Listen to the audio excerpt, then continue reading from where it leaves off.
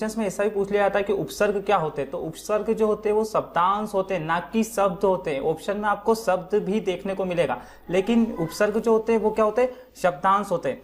और यहाँ पर हम बात करें कि इनका जो स्वतंत्र कोई अर्थ नहीं होता है, ना ही इनका कोई स्वतंत्र अर्थ होता है, ना ही इनका कोई रूप होता है। तो सबसे पहले अब हम यहाँ पर बात करते हैं संस्कृत के उपसर्ग की। तो संस्कृत के जो उपसर्ग वो कितने होते हैं, तो 22 जो है वो संस्कृत के उपसर्ग होते हैं।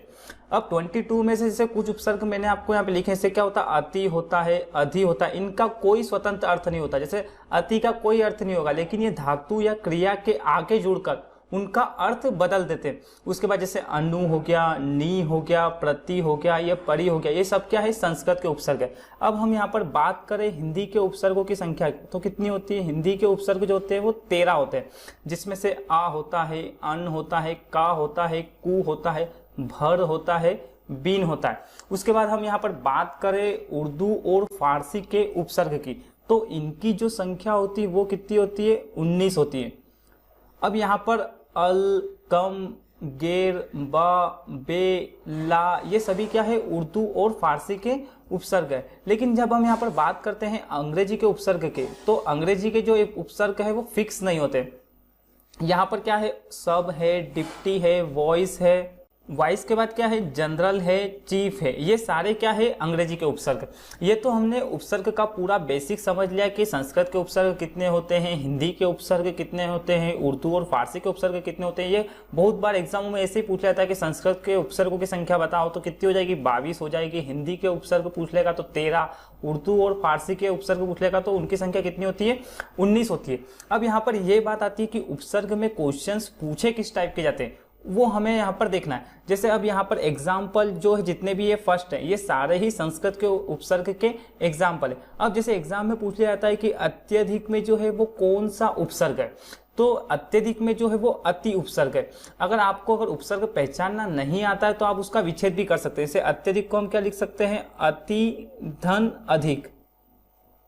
और ये क्या होता है, ये जो होते हैं वो धातु होती है, धातु या शब्द होते हैं, और ये जो होते हैं वो उपसर्ग होता है। तो अत्यधिक में क्या है, अति उपसर्ग है। उसके बाद जैसे बात करें हम यहाँ पर अतिरिक्त की, तो इसका क्या होगा, अति धन रिक्त। तो इसमें कौन सा उपसर्ग है, तो इसमें भी अति उपसर्ग है। उसके बाद बात करें यहाँ पर अनुशासन की, तो अनुशासन को अगर हम तोड़ते हैं तो यहाँ पे क्या बनेगा, अनुधन शासन। तो यहाँ पर कौन सा उपसर्ग है, तो अनु उपसर्ग है। और ये शासन शब्द में जुड़ने से क्या हो जाता है, अनुशासन।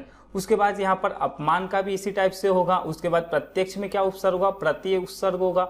उसके बाद विदेश, तो विदेश के भी हम टुकड़े कर सकते हैं, वि धन देश बराबर क्या हो जाएगा, विदेश। तो इसमें कौन सा उपसर्ग है, तो वि उपसर्ग है। उसके बाद हम यहाँ पर बात करें आजीवन, तो आजीवन को कैसे लिख सकते हैं, आ प्लस जीवन, मतलब जीवन में हमने आ उपसर्ग लगा दिया, तो उसका अर्थ क्या हो गया, आजीवन। ये तो हो गए संस्कृत के उपसर्ग। अब हम यहाँ पर बात करते हैं हिंदी के उपसर्ग के, तो हिंदी के उपसर्ग क्या है, अटल। तो इसमें क्या है, अधंटल बराबर अटल, तो उपसर्ग क्या हो गया, आ हो गया। उसके बाद अनमोल, तो अनमोल में क्या है, अन उपसर्ग है। जैसे अन धन मोल, मतलब इसमें क्या है, अन उपसर्ग है। उसके बाद निडर में हम बात करें तो क्या होगा, नी धन डर। मतलब आपको अगर इसमें कोई भी प्रॉब्लम आए, मतलब उपसर्ग पहचानने में, तो आप उसके विच्छेद कर लीजिए। यहाँ पर भरपूर है, तो यहाँ पर क्या हो जाएगा, भर प्लस पूर हो जाएगा। उसके बाद यहाँ पर बीन बादल है, तो यहाँ पर क्या हो जाएगा, बीन प्लस बादल। उसके बाद यहाँ पर क्या है, अध पका, तो यहाँ पर क्या हो जाएगा, अध प्लस पका। तो यहाँ पर उपसर्ग क्या हो गया, अध उपसर्ग हो गए, बीन उपसर्ग हो गए, भर उपसर्ग हो गए। उसके बाद नी, ये क्या है, उपसर्ग है। और ये क्या है, डर जो है वो धातु है। और उसके बाद यहाँ पर अन उपसर्ग हो गए। तीसरा क्या है, ये सारे उर्दू और फारसी के उपसर्ग है। इससे पहले जो सेकंड नंबर पे हमने देखे थे ना, वो हिंदी के उपसर्ग है, तो आप उसको सुधार लेना। हो सकता है मैंने शायद बता दिया आपको कि उर्दू और फारसी के, लेकिन सेकंड नंबर पे क्या है, हिंदी के है। फर्स्ट नंबर पे क्या है, संस्कृत के। और थर्ड नंबर पे क्या है, उर्दू और फारसी के उपसर्ग है। तो तीसरा वाला अब हम देख लेते। तो कमजोर में क्या है, यहाँ पर कम जो है वो उपसर्ग है, और इसका विच्छेद करेंगे तो क्या हो जाएगा, कमजोर। उसके बाद उसी प्रकार से खुश नसीब में क्या हो जाएगा, यहाँ पर खुश प्लस नसीब, तो खुश क्या हो जाएगा, ये उपसर्ग हो जाएगा। और नसीब क्या हो जाएगा, शब्द या धातु।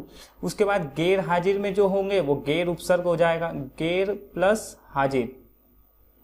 उसके बाद यहाँ पर नापसंद में ना उपसर्ग हो जाएगा, ना प्लस पसंद।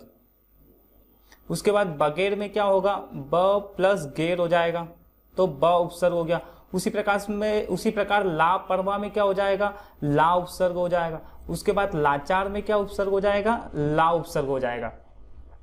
उसी प्रकार से अब यहाँ पर हम इंग्लिश के मतलब अंग्रेजी के उपसर्ग देखते हैं। तो अंग्रेजी के उपसर्ग क्या क्या है, सब इंस्पेक्टर, तो सब इंस्पेक्टर में क्या उपसर्ग हो जाएगा, यहाँ पर सब उपसर्ग हो जाएगा। उसके बाद यहाँ पर डिप्टी कलेक्टर में, तो डिप्टी कलेक्टर में क्या हो गया, डिप्टी, ये क्या है, अंग्रेजी का उपसर्ग है। उसी प्रकार से वाइस चांसलर में क्या होगा, वाइस जो है वो क्या है, अंग्रेजी का उपसर्ग है। उसी प्रकार से चीफ मिनिस्टर में क्या होगा, चीफ जो है वो क्या है, अंग्रेजी का उपसर्ग है। उसी प्रकार से हेड मास्टर में क्या है, हेड जो है वो अंग्रेजी का उपसर्ग है। तो बस उपसर्ग पहचानना बहुत ही आसान है, बस आपको प्रैक्टिस करनी पड़ेगी उपसर्ग पहचानने की। आई थिंक मुझे लगता है वीडियो आपको बहुत ही अच्छे तरीके से समझ में आया होगा। अगर ये वीडियो आपको पसंद आया तो प्लीज़ लाइक, शेयर और कमेंट्स जरूर करें। और अगर अब तक आपने हमारे चैनल को सब्सक्राइब नहीं किया है तो प्लीज़ इसे सब्सक्राइब कर लीजिए और बेल आइकन को भी प्रेस कर लीजिए, जिससे कि क्या होगा कि मैं जो भी न्यू वीडियो अपलोड करूँगा उसके सारे नोटिफिकेशन आपको मिल जाएंगे। Thank you.